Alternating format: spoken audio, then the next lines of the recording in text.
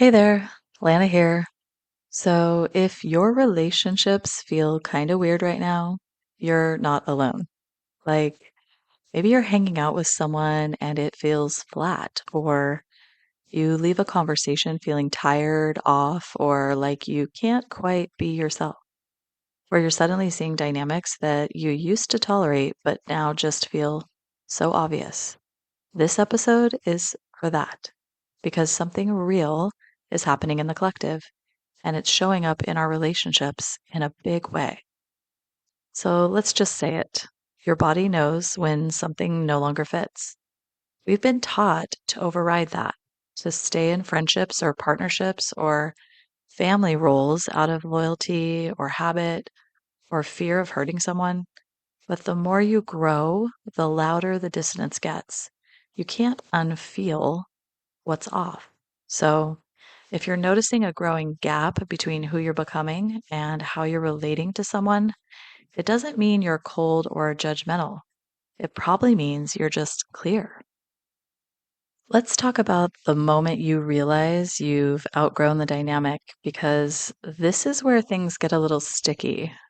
Because there's often grief in realizing a connection no longer works the way it used to, even if nothing dramatic happened, even if you still care about them.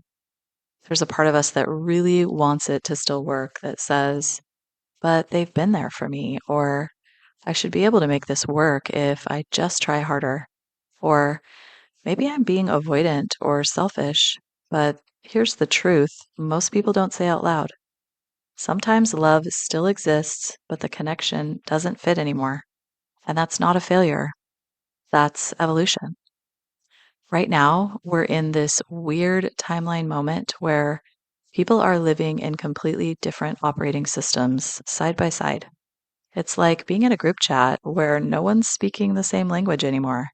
And when you're starting to make decisions from alignment, from nervous system safety, from inner truth, it's going to feel so obvious when someone is still making choices from fear, performance, or old patterning. That doesn't make them wrong. It just means you're no longer in the same loop. And here's the part we often miss. You don't have to blow up your relationships to honor this shift. Sometimes the connection just needs a little space, or the form of it needs to change. You can say, I'm in a different place right now and I love you, but I can't keep showing up in the same way. You can hold love and boundaries. You can grieve the closeness while still honoring the truth. It doesn't have to be all or nothing. This is what growing in integrity looks like. And it's messy sometimes, but it's real. Now let's talk about the flip side, because when you start making space for what's aligned, new relationships begin showing up. People who feel different, calmer, safer, less chaotic, and here's the catch that calm might feel weird at first. If you're used to high intensity dynamics, emotional roller coasters, or relationships where you're constantly proving your worth, the peaceful ones might seem boring or like there's no spark. But what you're actually experiencing is regulation. Your nervous system isn't addicted to the push pull anymore. It's learning what safety feels like, and that can be disorienting until it starts to feel like home.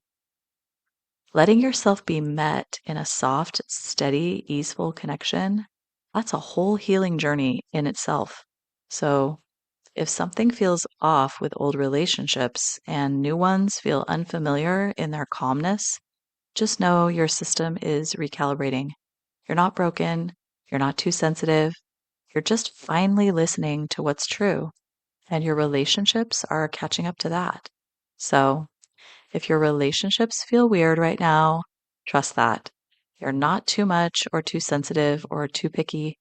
You're just tuning into a new level of self awareness, nervous system truth, and energetic resonance. And yeah, it might mean some relationships fade out, but it also means you're making room for the ones that match where you're headed, not where you've been. So let it be weird, let it be quiet, let it be sacred.